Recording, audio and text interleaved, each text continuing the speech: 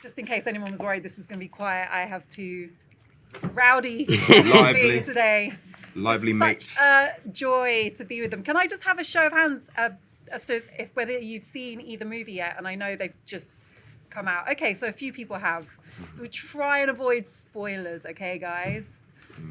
So you know who I'm with, Reggie and Aml. It is a real pleasure to be here, not least because both of these movies felt so personal to me. I know you weren't making them for me, but I could have believed that you did.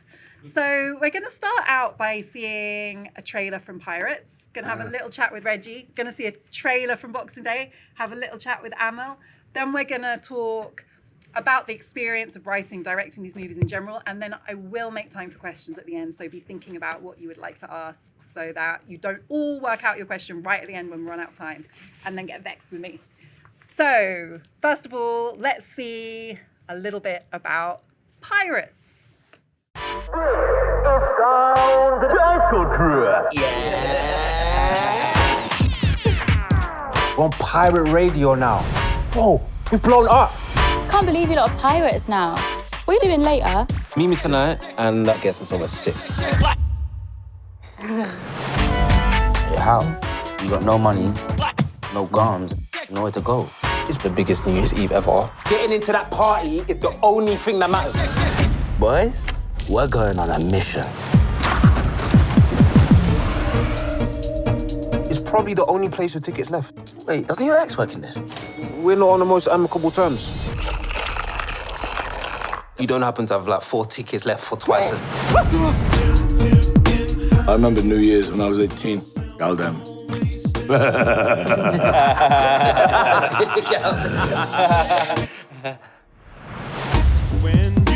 What you wearing then, kid? Hating on my wardrobe. Oh, your mum's a wardrobe. No, it is in fact your mum that is a wardrobe. Your mum's Narnia, bruv. Let me grab a large order of plantain. You mean plantain? Plantain. Plantain. Listen, Shaba. Plantain. Where you find that? On a mountain? Oh. I think she's into me.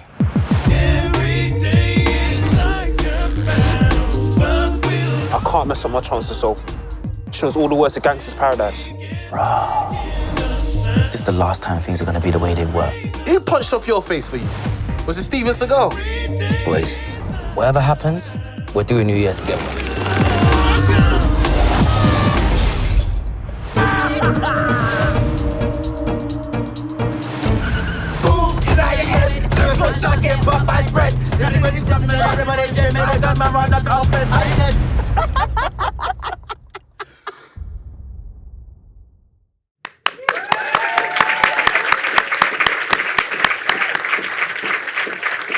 I honestly think that's one of the best trailers I've ever seen. Reggie, how long have you been thinking about making this movie? Well, yeah, it's interesting. I haven't really been specifically thinking about making this movie. I've been thinking about exploring this world. I think one of the nicest things about Pirates is that the story exists in a world that I know, a version of London that I love, and that is the place and the sort of area that I've wanted to explore. I have a confession. I was at Coliseum on New Year's Eve 1999. Come on, Afua. Can we make some noise for Afua Hirsch, please? Nobody who's interviewed me yet about this film can say that apart from Afua. That's so sick. That's amazing. People think I'm this like serious, really person. They don't know that I spent the 90s at R&B hip hop, jungle and garage. And you raved in the Ezekiels as well. I raved in the Ezekiels, Yes. the Ends, Yes. Subterranea, all the places. And they all get name checked in the They film. all get name checked. So it's one of those things where it's so part of your experience that you don't realize what a good story it is until somebody takes it out Oh, that's kind. and turns it into a piece of art. Yeah. And it's almost having the audacity to tell our stories. They're so familiar that you don't realize how worthy they are of having this kind of treatment for this audience. Do you know what? It's funny because I was weirdly in NFT 1 about 2 years ago, and we did a screening for La Haine, which is the most influential film for me. I mean, there's a lot of La Haine in the movie. For anybody from North London in here? Anybody from me? Anybody from Seven Sisters, like Wood Green area? No. Them ones. Up north. Different North. Yeah, definitely. You probably noticed the Tottenham Snail, like on Seven Sisters Road. So that's me paying homage to Lehen when Matthew Kasovitz puts the three boys in front of the hippo and they're sort of sat down and there's that beautiful tableau. So in watching that film at a young age, I saw this story about three children of immigrants who were essentially having this very small story, but in the most cinematic way. And it made me feel that our stories are cinematic too. And it sort of inspired me from my teens. How much of you is in this story? No comment. I think Aml can probably attest to this. You know, there's a lot, when you write something, there's a bit of you in every character, from the raw lady in the Caribbean takeout right the way through to one of the loudest boys. You know, there's elements of you in everything because you're pulling from personal experience. I don't really subscribe to the write what you know. I'm much more use what you know. So there is the boys I went to school with, my cousins, my friends, the barbershops I go to. It's all in there. It feels as if you've been building up to this for a long time. Obviously, from the beginning as a child actor, and then making TV, being in front of the camera. But I don't know if people appreciate how much you've been writing short films, making movies. Feels to me like the culmination of work you've been prepping for a long time. Is this a big milestone for you to have your first feature movie, general release, directorial debut? When you put it like that, I feel like I'm going to throw up. It is a bit of a weird place to be because it's sort of like the culmination of a lot of work. You know, Rob, who reps both myself and Aml, who's here, we started our journey together years ago, you know, when I did a photography exhibition and I put on my short film that I made for like $2,000, and it was something that we shot in a day, which was just another way to express some of the ideas that I had and express some of the things that I really wanted to discuss outside of documentaries. And it's been building from there. I mean, even prior to that, I was writing quite quietly and quite privately feature films and short films and not showing anyone because they were terrible. And, you know, you get to a point where you're sat on 20, 30 scripts and you're like, maybe I should start showing these to people now. And I started showing it to my team and they were like, these aren't as shit as we thought they'd be. And then you just keep working and you keep getting better. And I was the guy who was, you know, in Manchester shooting The Voice and wearing the shiny suit on a Saturday night and then going back to my hotel room and opening Final Draft and working on something that no one would ever see, because being a child actor, moving into other things, you respect the craft so much and you understand how much work is necessary to get good. And you don't want to be the person that, you know, gets the chance and you're rubbish. So I'm a big believer of doing the work. So being familiar with the experience of being on set and being in the world of film, what did you learn and experience directing that you could only have really found out by doing it? I'm sure Aml will attest to this as well, was collaboration. I'll attest to everything you said. My guy. It's, I mean, challenge me on this, bro, if you disagree, but it's collaboration. You, as an actor, of which Aml has done a hell of a lot more than I did as an actor. I gave up on that journey a long time before and started presenting. But as an actor, some of the worst sets I've been on, it's this horrible dictatorship where you've got a director who doesn't really talk to everyone. And if he does talk to the actors, it's only a few words here and there. And the experiences that I remember that I really enjoyed was when the director would come and sit with me in the morning and sort of talk through the scenes and make sure my head was in the right place and would be really invested in his entire crew. And it felt like a nice place to work because it really does start from the top. You know, you can create a horrendous atmosphere just by how you talk to people. And I wanted to make sure that that wasn't the case for my amazing young actors who have made everything that I've written sound a hell of a lot funnier because they're so talented. And some of them, if not all of them, are in the room. They like to run late, but I think some of them are here. They're here, yeah, bap, bap, bap. Obviously, Elliot's not here. Exactly. He's probably outside selling DVDs or something.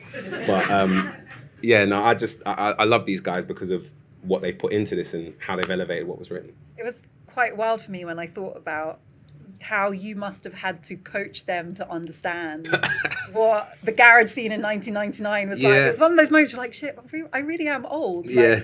Like, they would not have been raving. I'm sorry, Redda. You know what I'm going to say, Redda. I'm sorry, brother. But Redda was 5 months old New Year's Eve, 1999. And it makes me sick every time he says it whenever we do interviews or Q&As because, I mean, it was a long time ago and you just have to accept that. Yeah, they were formative years for us.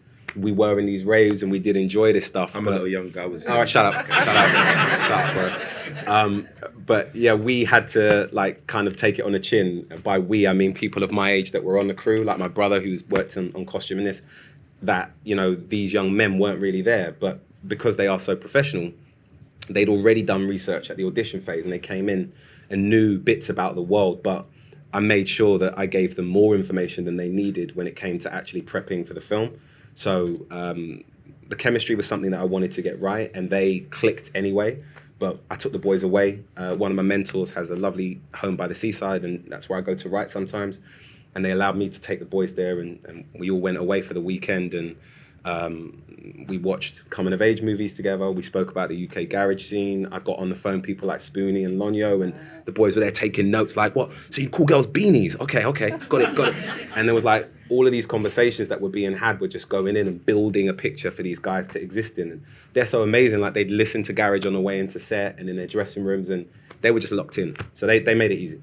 It's so wild to hear about that, almost like a foreign culture that you have to bring in. But at the same time, this is how we keep our stories alive, and this culture becomes part of the story in the future. Well, absolutely. And it's just, it's a dope moment. And I'm so glad that we were able to make this happen. Like, this man's literally just got off a plane because, well, I think Aml and I both recognize how special and unique this moment actually is. You know, you got two black men who have been in each other's orbit for years, who are releasing movies, their debut movies, a week apart from each other. Can we have a round of applause for that, by the way? It's massive. Like, I rate you for that, bro. It's exciting. Reg, can you tell them about how I first met you, though? We'll do that in the conversation a bit later. It's got something to do with the actual... I am looking forward to watching your movie because I know I will be able to identify exactly who you are in there, based on the parties that you used to throw. Okay. And actually, one of my good friends, he was talking on the way here, and he was like, oh yeah, I remember, Reg, we went to this party, we couldn't get in. Yeah. So I couldn't get into one of Reggie Yates' parties that he used to throw back in the day. All right, fuck it, we're doing it now. We're doing it. Tell them about your 70 trainers. Tell them about that. I used to throw house parties before they graduated into club nights. And I had a New Year's Eve party that Aml came to that I didn't know that he came to because he just gooned it in with a bunch of his boys. They just rocked up and rolled through. But I had a house in Highbury at the time. And it was a pajama party on New Year's Eve, and it wasn't like that. It was very much like onesies and rollers in hair, and it was just a lot of fun.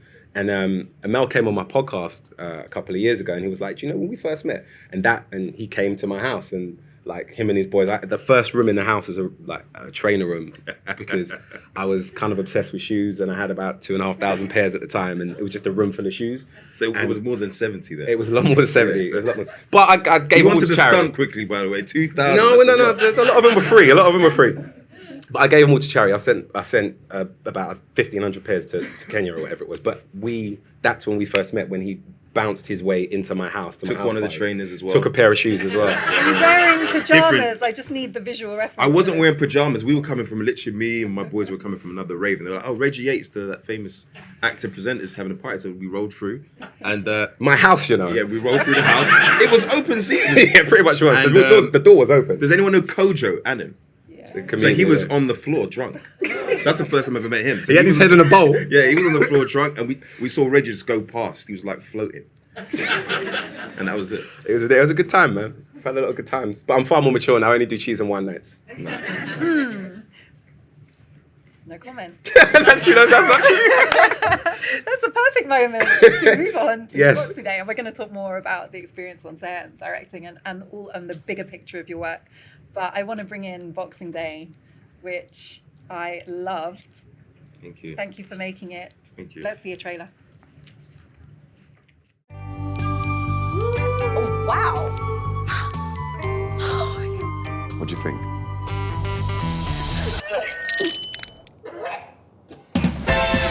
Don't apologise. You only ruined the world's best proposal. We could try again when I get back from London. You're going to London during the holidays. My agent said it's essential to promote this book. It's the perfect opportunity for me to meet your family. I don't even want to see my family. Is this about Boxing Day, where your parents announced their divorce and you fled to America?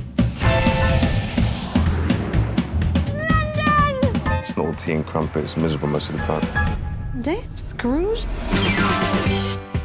Melvin McKenzie, he's taking Hollywood by storm. That's my nephew. I fell in love with this beautiful American woman. Can you find no British girl now? Wow, it's Georgia for the Launch Show. I love your music. Merry Christmas, guys. I wanted to introduce you to my fiancé. Melvin! Georgia Filleron show is your ex-girlfriend. She is a superstar. It is in the past. We've had sex to her music. Wow, fam. It just got worse. Where's Mr. Hollywood with his American princess? Does he think he is Prince Harry? Hello, son. And you bring your ass home to see your family. How are we gonna punch his throat? Love, relationships, all a matter of perspective. What are you doing blowing kisses to my missus on the gram, fam? You think introducing me is going to be the controversy of the night? Excuse me, who are you? Remember what you said to me when you first asked me out? Choose me. Lisa! We're in the best thing that ever happened to me. It'll be all right in the end. If it's not all right, it's not the end. Christmas is a time for forgiving. Ouch.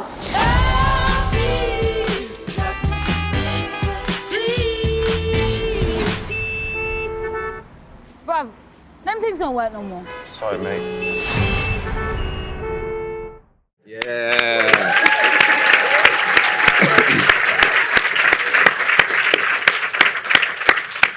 I didn't actually think rom-coms were for me. Now I realise it's because there haven't been rom-coms like this. Yeah, thank you. Why did you decide to make this film? I needed a job, you know. Truly, you know, not kind of like what Reggie's been saying. I've been making films for about a decade. So for about 10 years, I'm making short films of whatever money I get from acting.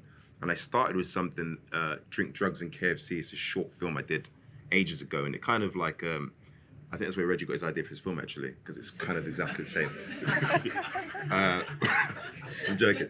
But we wanted to, I believe, tell stories about our experience. And for me personally, I wanted to add a perspective to our British experience, and specifically through my lens, a man that happens to be black and from the Caribbean and live in different parts of the world and all the rest of it. So, you know, and I wanted to tell a story about my family. You know, my family have been a great source of inspiration and love, and I wanted to tell something that was very personal for the first time. So actually watching on the big screen, because the first time I seen the trailer on the big screen, I'm like choked up a bit, man. It's like, it's beautiful. And actually what's really fascinating is that I'm watching it as a fan of it. So when I'm watching it, I'm seeing all these amazing actors that I worked with, that I got lucky enough to work with. I'm seeing Marion Jean-Baptiste's yes to me in Los Angeles when she didn't want to come to London during COVID. Do you know what I mean? I'm seeing like Asian Naomi King, who trusted a first-time director and come in here, and Leanne Pinnock, who was like, I don't know about acting, and jumped in. And so, you know, I'm kind of just filled with a lot of pride at the achievement and the moment in British history. And I'm happy for you guys, audiences, for these two films, to be honest. I'm really happy. Because whether you love them, hate them, criticize them, enjoy them, it's like we've added to that, and that can never be taken away. So I'm really like moved by that. And that's the reason why I felt that I wanted to make this film. And what's amazing is that the audiences have so far said yes to me. They've said, yes, we needed this. Yes, I wanted to see my family, you know, during our holidays. Yes, I want to hear the arguments between my Nigerian uncle, my Jamaican uncle, and my Vincentian aunties, you know? Yes, I wanted to feel this and just have a part of me. And so I'm really happy and proud of this moment. I thought I'd say something a bit more comprehensive, but I'm just coming from the heart, and that's what I feel like when I just watched that, you know? Lovely. Thinking about your whole acting career, I don't think I realised how funny you are. You know, in The Bill, in Yardie, I May Destroy You. Yes. This film's really funny. Yes. Is this a natural thing for you to write comedy? Do you know what? We all grew up on like Fresh Prince and I don't know, like Love Jones and, you know, Best Man. And so, yeah, you naturally, I think, even when watching Reggie's trailer just then, it's like there is real life and how much is entertaining. Do you get what I'm saying? And so I whether I'm funny or not, I think the people around me and the circumstances have got such humor that I just kind of wrote from that place. I'm always looking for a bit of a jab and a bit of a joke. But yeah, in terms of the career that I've had, you know, I started my career as a kid, but what people would know is kidulthood, right? So that's kind of like the beginning of the kidulthood and the bill. And so even then, I'm actually playing characters, you know, and I actually was coming to this idea the other day, and I'm a bit of a character actor that happens to do leading roles, you know? So every time, I've never really played a character that's close to myself until this. And this is like the second time I got to speak British in 11 years, by the way. Like, in fact, when I was on set, I was like, when I did I May Destroy You, I was like, my American accent was coming in a bit because that's all I do. That's all I do, right? So that felt good as well, you know, but yeah. And then acting and directing. Yes. How was that? Your first your first directing experience. You're a madman. Yeah. Yeah, that's a lot. Yeah. Just talk us through how that works. How did it work? One, I think I've got a really dope team around me that I trusted during the course of it. My writing partner, Bruce Pennell, my producing partner, Matthew Zamias, Dominique Telson. So we had that kind of group around me, although I wouldn't let them direct me. I was like, don't talk about my acting to me, but just suggest things very slightly. That was one. And then two, I think I wanted to just create a fun set. And also, Melvin is a particular part of my personality, so it was easier to kind of lean into that, you know? I had practice as well when I did my short films because I was in them, so I found my groove like jumping between 1 and 2. The interesting thing, if there's any filmmakers here and you ever direct a film that you're in, try not to direct your co-star. It's so interesting. It's like you have to find a language between you both where it's almost like you're back to improvisation in school. And so you're kind of directing them very slightly, but you can't really direct. If we're doing a scene together, I can't go, okay, that thing you just did with your face, don't do that. All right, let me go again. Do you get what I'm saying? You've got to find this kind of cohesive. So that was one thing. And then I had a good opportunity to make it, we started with other characters first. We started with all the other characters first, and then I kind of got slowly ushered in by, I think, day 3 or 4, you know? Was that an important part of the process to do it in that order? Yeah, because I needed to get the tone of the movie, you know? And I really prepped with my DPs. I ended up having a couple of DPs because of COVIDina, that chestnut, but I prepped a lot with them, and so I understood the visual language and world that I wanted to create. And I think Reggie can attest to this. When you've written it, and you're directing it, there's a different relationship with it than I feel if you're just directing something that you've not written. Yeah. And I actually don't know if I'm ever going to be one of those directors that directs something. Right. Yeah, I just don't think. Would you? I don't know. It's the authorship thing, isn't it? Like owning the process is such a huge part of it. And if the kernel of the idea is something that's come from you, you feel so intrinsically connected to every part of it and every beat of it, and you understand it. And also in working with actors, it's easier to direct them because it's come from you. Yeah. And I know these characters taking these films together, you do get a feel for the authenticity that comes when it's your project. It just feels in a way like being immersed in your world, in your headspace. There's something like very real about that. Yeah, I think that there's something really, really special about the director knowing the world and not just knowing the text or coming to it, you know? To be able to be asked a question at 11:30 the night before shooting a scene and being able to give an answer from perspective of the world or the character is quite a strong position to be in. You both mentioned COVID. Yeah. Not to. I know it was a big factor in both productions.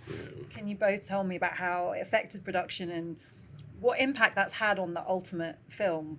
I imagine negative, but also is there anything positive that came from having that level of disruption? I think the one rule about Fight Club is you don't talk about Fight Club. Do you know what I mean? I would say there's one scene in the movie that had to shift.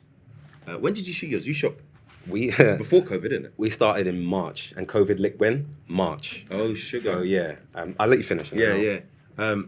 We started in November. Like 2019. 2020. We started, so we were in the midst of it, and I think what I really gained a respect for is how much enthusiasm people had to still work. Yeah. And because I feel like I was making a film that was very joyous and fun. This was everybody's respite from the rest of the world. You were able to come there and party and have a good time. In fact, we felt kind of out of the COVID bubble when we were in our world and on set. In your own bubble, ironically. You know, exactly. Yeah. And you know what's interesting as well? Black British actors never get to work together, ever. You know what I mean? We just never do. And so it was such a rewarding party for everybody to be there, from Marianne, Tamara Lawrence, like, you know, Robbie G. We never get to come together, you know, and have that shorthand, you know? Yeah. And so I feel like that enthusiasm bypassed COVID. And I kind of took a phrase, I live in America, so everything in America is like, you know, it's great, and, you know, we could do this, and this is going to be great. And everything in England is like, well, you know, what I fear is, and what the issue is, right? And so I was really annoying my crew, especially my first. We had the same first, right? Same first. I stole his first. You know, you stole half my fucking crew, bro. I did, yes. That's what actually happened. A really smart person borrows from a great man, right? No, but you took all the right people, like a line producer. Yes. As you're saying. Well, my last thing about stealing from Reggie's first is that his first is this really dope guy, but his language is very much like, my fear is. So I adopted this American accent anytime he would do it. And I'm like, well, listen, your opportunity is. And I just drove him crazy with that shit. Yeah. But onto Euron, the man I stole from you. Euron's dope. I mean, back to the COVID thing. I mean, Euron was a massive help in terms of navigating that. But for us, we were a little earlier on in the year. So I think actually it was late February, early March, which is when we actually started shooting. And COVID hit, and one by one, different sets were getting shut down, and everybody's phones blowing up going, yeah, we're done. Like, are you still going? And so it was only us and Batman that were shooting, which is hilarious because it's literally the two ends of the spectrum. You've got like our entire budget was probably just Robert Pattinson's like catering budget or something. So it was just us and them that were going at the same time. And we were like, it's only a matter of time. And then ironically, they got shut down before us. And then it was we were literally the last British film shooting in the UK. And then obviously we go on this break, and it's hilarious because we were originally, I think it was a 25-day shoot. And we then became a 230-day shoot or whatever it was because we had this massive gap in between. And, you know, it's an important point to make here that I think both myself and Aml have skipped, and that is that, you know, we're small British films. We don't have massive budgets. So when something like COVID hits, it has a huge financial implication. And for us, we didn't know if we were going to come back because we still had half the movie to shoot. But what was really beautiful about that, and this isn't me blowing smoke because they're in the room, the BFI, BBC Film, and National Lottery, BFI, big up the BFI, BFI. Let's talk about BFI. Big up the BFI. They found the money to put me in the edit. So as a first-time writer-director, you don't get to stop and look at what you've done mid-shoot. And I was able to cut everything that I've shot and go, wow, okay, this is what I've got so far. Let me rewrite some things, let me change some things, let me put some more funnies in, let me change this, let me change that. The one thing, I know we don't talk about Fight Club, but we're here now, innit? So I'm going to do this. This is our Fight Club. The one of the main things that I had to change was, you know, there's a love story in our film, but they couldn't kiss because of COVID. So you've got this big moment at the end of the movie where it's like, they got to kiss, surely, and we've built up to it. And I won't point at anyone, but one of my actors really, really, really wanted to kiss the girl. And he may or may not have sent me loads of voice notes saying that I've got to find a way for them to actually lips in the film. And so I had to find a way around that, but still try and find a way to make it a special moment. And I won't tell you what I did, but I mean, it works and we got away with it. I've probably ruined it for you now because you go, I would have done it differently. I would have done something else. But yeah, it affected me in positive and negative ways. But I think ultimately, weirdly, the film benefited from it. Is that something you'd actually, obviously not COVID, but try to build in a way, being able to have that stock take halfway through and see what you've got? I'd love to, but it? I don't see myself making movies with that big a budget anytime soon. Hopefully, I don't know, but I just can't imagine people going, yeah, okay, we'll take a month off and then you can edit everything that you've done so far. Yeah, who knows? But it definitely was helpful. And for both of you, is that support, I know the BFI from the National Lottery, Good Causes Fund, were there other sources of support that made it possible to do this in a way that would have, because we obviously see the finished product. We don't see and appreciate what it takes and how much resource you have to draw on to make this happen. Did it feel like doors were open to you?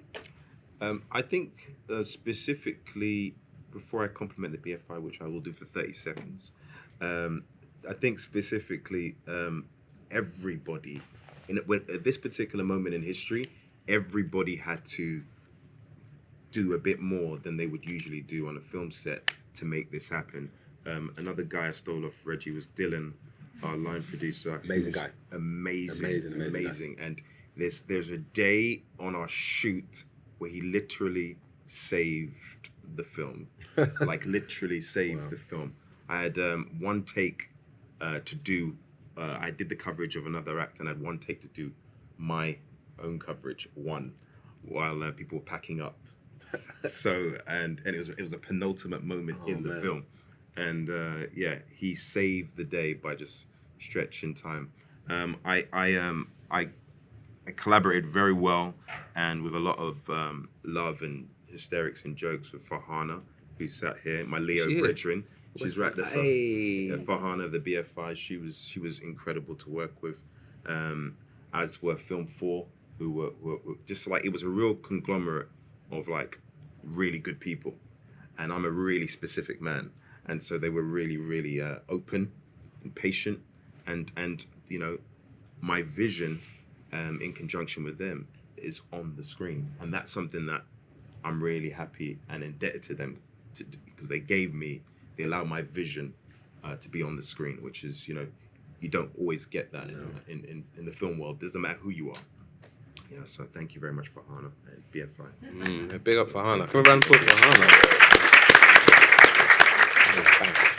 I'm conscious of talking about these films that people also want to see more of these films. So we're going to play you a clip from Pirates before we talk about it more. If that's ready.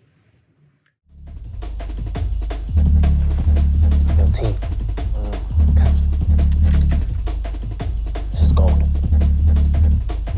You know, I've got a demo.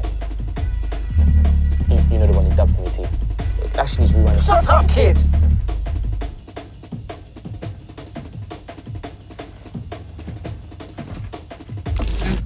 There's nothing like this.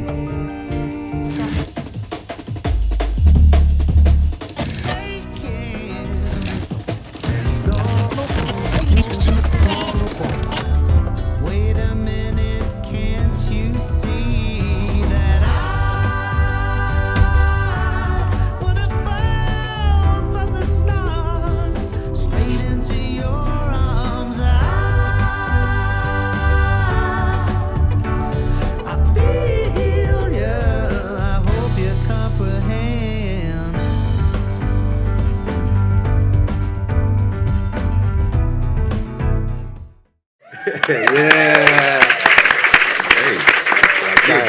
Yeah.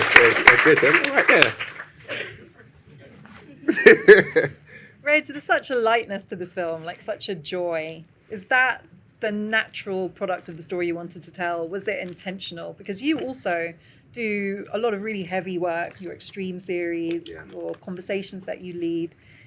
Did you have in your mind that you wanted to create space for something joyful, or is it just an inevitable part of the story? We've told that story. You know, I think we've all seen the gang film, we've all seen the gun film, we've all seen the crime film. There is space for those stories. They do exist. They definitely existed in the world that I grew up in, but there was also a lot of joy. There was also a lot of laughter. There was a shitload of music. There was a lot of fun. And and I don't think we've seen the last of those sorts of films, and I do think that there is space for them, but there's also space for a Boxing Day. There's space for a Pirates, because I remember growing up and being aware of the bad boys on my block, but me and my friends, we wanted to somehow find a way to buy some Moschino and somehow get into Ezekiel's. And that was our focus, you know? And those kids exist, the kids that want to go to uni, the kids that just want to have a nice life and buy a house and have a family.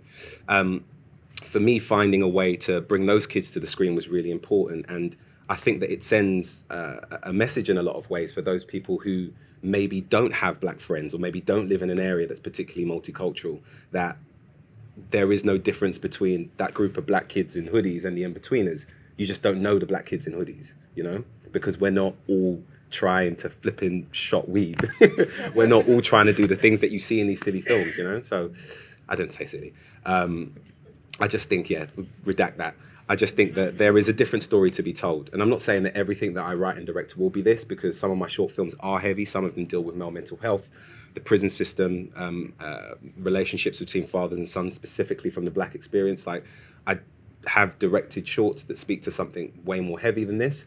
But to start my career as a filmmaker, as a feature filmmaker in this way, feels like the right way to start, because I am saying something that's incredibly important to me without hitting people over the head with it. By these boys just existing, they are saying everything that I'm saying without them having to wear a t-shirt that says "We exist too." And there are some, Thank you. there is, of course, a serious narrative thread as well. There's a conversation about class that's happening with someone's gone to university, coming back, trying to appraise how he relates to the world he grew up in now that he's kind of, in a way, moving in a different class setting with his uni friends. Yep. What are you saying through that conversation? Well, that there are different ambitions for young Black men, particularly young Black men who live in London and inner city areas. You know, not every young Black man is going to stay where they were born and raised. Some of us leave, you know, some of us end up in the US, some of us go to university, some of us emigrate to different countries. And I think it's that idea of there being different routes and different paths for young men in terms of how they live their lives and what they go on to actually achieve. And again, this is a comedy, it's light, so it's a very gentle touch. You know, you've got a character who has come back from university and no longer wants to manage his friends who are in this garage crew. But throughout the film, you know, we see these shots of the car, and it's just a nice subtle reminder. You've got this crappy University of Hull sticker on the back of the car, and it's like he's so proud of this crap university that he goes to and this life that he has outside of the bits. No disrespect. And no disrespect to anybody from Hull or anybody who went to University of Hull. But it's that idea of, you know, this kid has aspirations beyond what he can see. And it was really important for that to be in there. And it feels as well, it's like the multiplicity of stories that you can be pursuing this more academic path, but also you're still part of this culture, which in hindsight was so unique, so innovative. It was hard to appreciate at the time how much creativity was happening there because you just took it for granted. Yeah, particularly in the club scene at the time. You know, we don't have a club scene now, but there was something so special about being in Club Coliseum, as you know, because you went yourself. It was London. It wasn't Black, it wasn't white, it wasn't Asian, it was just London. And people were raving, and it was 2,000 people in a room just losing their mind with no VIP. It was, everybody was the same, and everybody was there to have a good time. And that moment is something that I've never seen on screen. And that idea of London being this amalgamation of race, of culture, I just think that it needed a moment to be sort of time capsuled and, have the brackets put around it, because in terms of subculture, we've seen so much about punk and about ska, but never anything about UK garage. And to give this subculture the pedestal that it deserves is really special. And I'm rambling, but the last thing I'll say on this is that at the premiere on Monday, we had a lot of the musicians whose music features in the film, because, at the end of the trailer, you saw a list of the songs that are actually in the film, and some of the producers were there on Monday night. And, these guys were teenagers in their bedrooms making records, and none of these songs had ever been mixed properly. But when we did the sound mix for the movie, suddenly a seminal record that's UK garage, like It's a London Thing, has finally had a mix. And Scott Garcia, who came up to me in the party after the premiere, he was like moved to tears, because he was like, I've never heard my song sound like that. And it's a genre that has almost been neglected and forgotten in a lot of ways, but it was so important. It was everything to me and all the kids that I went to school with at the time. Thank you, Reggie. Yeah. Let's have another clip from Boxing Day, please. They ain't no ask girl, but tell me something. When you get that new tracks, the daddy, you should go to that, you know party. You alone have that style, the daddy. The England of love of yardy. When you get that new tracks, the daddy, you should go to that, you know party. You alone have that style, the daddy. The queen for England of love of yardy. Real bad man, no muggle in a shot. Straight jeans, cut off foot pants. Everybody have the arts when me get my clocks. Everybody have the arts when me get my clocks. The leather hard, the sweat soft. Toothbrush get out the dust fast. Everybody have the arts when me get my clocks. Everybody have the arts when me get my clocks. creeping up. Clocks me prefer. Clocks for the leather, yeah, clocks for the fur. Clocks for the summer, clocks for the winter. Clocks for the summer. Yeah. You lot were too quiet when that song came on. I know you lot wanted to party low key. Wow. Partying up. All right, go on. I was actually struggling to concentrate. Yeah, just like, put your foot out, Tundra. You know? Again, the joy just radiates through this film. Wicked. Is that an original part of the vision? Oh yeah, for sure. Boxing Day is actually based on my family's Boxing Day. We have Boxing Day parties every year. And so in many ways I've stole from experiences in my life. Like I've introduced an American girlfriend to my family way back in the day. And she was like a deer caught in headlights to see this kind of, this hodgepodge of Jamaicans and Nigerians and Vincentians. It was like just extreme. And so that, it draws from that experience. So yeah, I definitely wanted to capture that. And there was, who knows the song In Our Heart? In Our Heart, In Our Heart, In Our Heart. She's ready. Should we do it? I'm joking. So the moment I decided to actually write this film was in 2016. My cousin Josh was in my mum's kitchen, about 50 people in the kitchen, and everyone runs around my cousin Josh and starts doing this heart thing, in her heart. I was like, oh shit, this has got to be a movie. This is fucking great. And so that joy of experience, like living away and then coming every year for Christmas time, made me want to just like make the movie. You know, it made me want to capture this. I didn't know what it was going to be, and I didn't realize it was going to be so personal, which Boxing Day is personal for me in many ways. But yes, the joy was an important part. But also just the dynamics. There's a moment in the film where Marion Jean-Baptiste's character speaks to Stephen Delane. So Marion Jean-Baptiste plays my mum, and Stephen Delane plays her boyfriend, who happens to be white. And so they have this really interesting conversation about interracial relationships and what it was like for her growing up in the 80s and wanting to raise children with a certain amount of pride, cultural pride, but at the same time feeling like maybe I'm a traitor to my community if I'm in love with this white man. And that's actually something my aunties have gone through, right? And so I wanted to kind of like add that into the fray. So Boxing Day, it does quite a lot of a roller coaster of genres. Also, the film, generally speaking, is a little bit above reality. So like the way I see life is just slightly above reality. You know what I mean? I see with this childlike imagination. So there are moments in the film that feel very everyday, but slightly lifted. There's a moment, I don't know if we're going to see it today, but like when Georgia is singing to Melvin, right? And it's just slightly lifted because my imagination, or the way I see the world, you know, naturally I'm romantic about life, you know. I grew up on a certain type of movies of like the 40s, like Philadelphia Story and all those movies with Catherine Hepburn and Jimmy Stewart. So I'm slightly like outside of reality, which is hard for relationships sometimes, but it's good for a film, right? And so all of that is the mixture of what Boxing Day is and why it is. And it also allows us to experience some of, again, those more serious issues with such a light touch. Like you mentioned, interracial relationships. I like the way you touched on colorism. There's a joke about Leanne's character being a lighty. All these things that are really serious that we don't really speak enough about. Yes. Kind of make it accessible just by making it present, not avoiding it, kind of leaning in, but also using humour. And I really enjoyed the commentary about Black Britishness as perceived by Americans, because that's a big conversation about how Black British people go to America, about how Americans think British culture is white. And you really created space for that in a way that was funny. But Black Americans feel like Black British culture is white until they realise what's going on. So like I was at, this is going to be shameless, Reggie, sorry. It's going to be shameless. Do it. I was sitting with Jay-Z.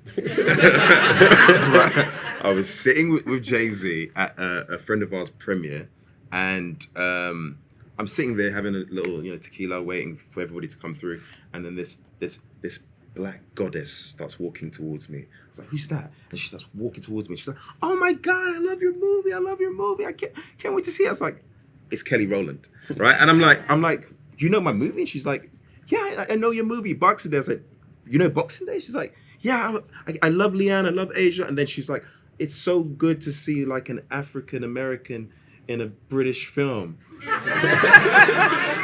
It's good to see a black person in a British film. And so from her perspective, this is which is what I want, by the way. Like that's the idea of Boxing Day. Like it's been, you know, helmed as the first Black British rom-com of all time, and and that's great. But what I want is the audience, the universal audience, to embrace it as this is a part of our British culture. It's just a part of you, you know. Everybody goes to everybody's restaurants, we eat each other's food, we know each other's music. Like London specifically is the most multicultural place on the planet, and I've traveled it. You know, it's like, it's really multicultural, and I'm so proud and happy this is where I come from. You know, I live in LA because the sun is good, but I'm proud this is where I come from, you know? And so that, all of those little things are really important to me in terms of like the kind of silent, and like Reggie's got in his film, from what you're saying, the silent mission statement of the movie. And I think comedy does that really well. You can drop nuggets in there and people laugh and go, oh, think, you know. Think about it later. About different things, you know. You think you're being entertained, but you're also being educated.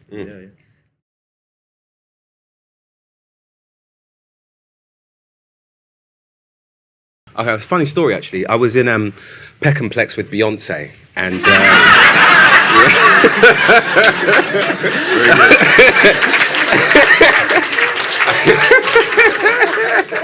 I couldn't resist, bro. I'm sorry.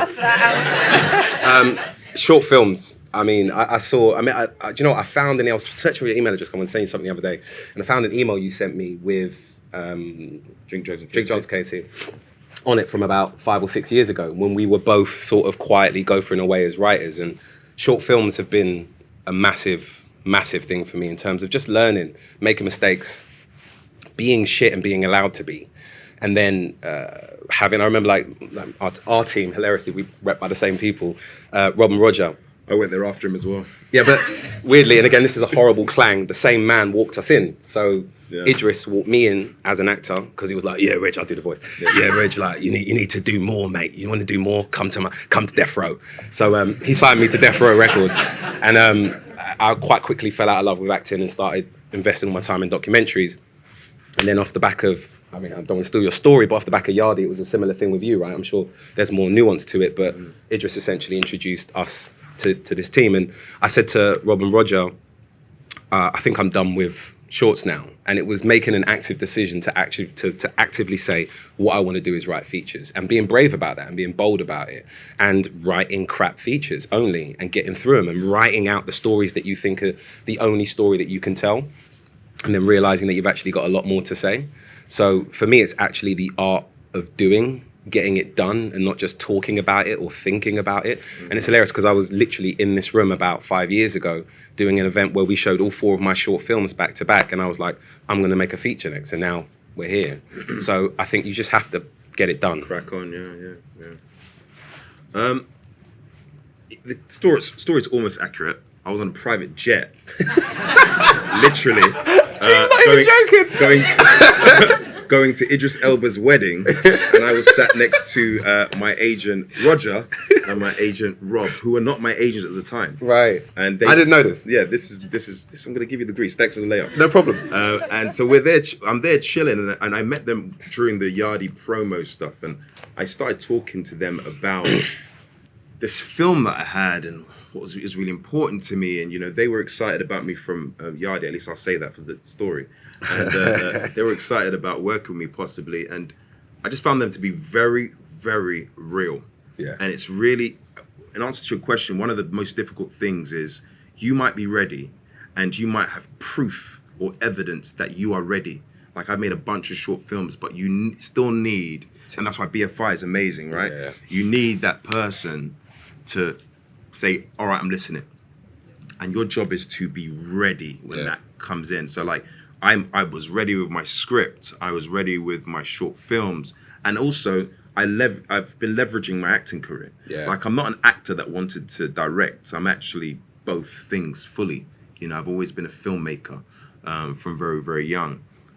So after Yardi anyway, and I'll skip the very fancy wedding where, I'll skip that.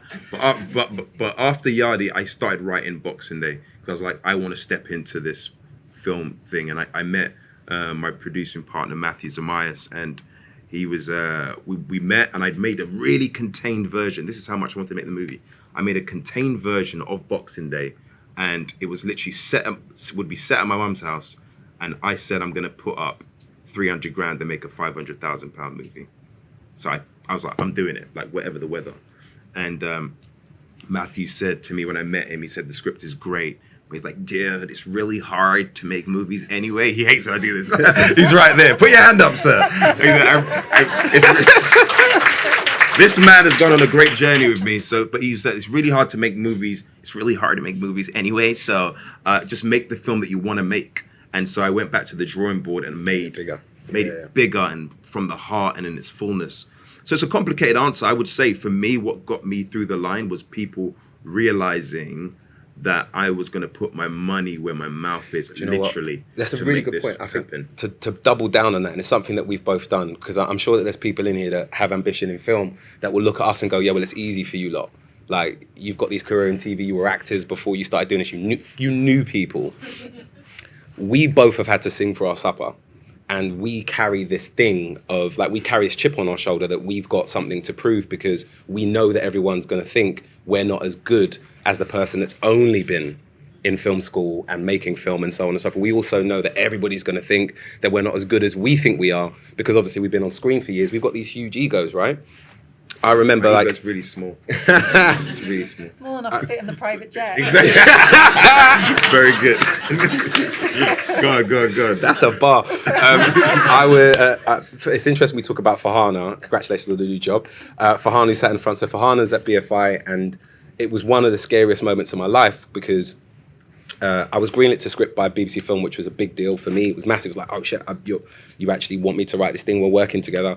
And the BFI were going to be the lump sum of the money to make this movie, right? So I've come into the BFI offices, and I thought I was going in for a meeting to sit and talk about my project. And, you know, I'd sent them the deck that I'd built, because it was not just a script. It was like, here's a visual mood board. Here's what I want to do, blah, blah, blah, blah. They all had a printout of the deck in front of them. And there was like the niceties for about 30 seconds. And then Farhana looked at me, she went, okay, so go on then. And I looked at my producers and they were like, and I had to sell the fucking film. And I've never been so nervous or scared in my life, because I really wanted to make this and it really mattered to me. And in that moment, I recognized that I had to sing for my supper. It wasn't going to be straightforward. Regardless of all the work that I'd done to get me in that room, I had to do the work there and then. And on Amel's point, we know our worlds, we know our work, we know our writing inside out, and we really have done the work, and we're just getting started because of that. I think that's another thing. We're just getting started, and that the opportunity to do more. This is going to be a bit off topic, but go support these movies and tell your friend's friend and your auntie's uncle's best friend's mate to go and support these movies, because we need it. We need both movies to be a success at large, because it will afford the opportunity for people here to make their movies. Like, oh, these movies do make money. This is still show business, right? They still have an audience. They have an audience. And it's an audience, and there's worth to doing this. So, like, it is our responsibility as well, if we really want to see the change in our narrative, to go and put our money where our mouth is and get behind it. So I'm going to give Reggie £5 now, and we're going to get this thing started, right?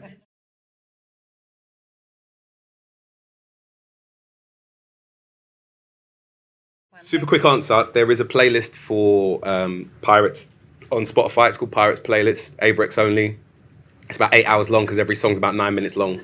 So put it on and just let it take over your Sunday. You're going to be raving all day tomorrow in your kitchen. You're welcome. There's a playlist for you as well, right? Yes, there is.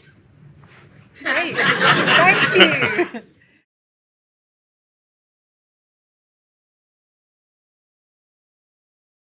Yeah. I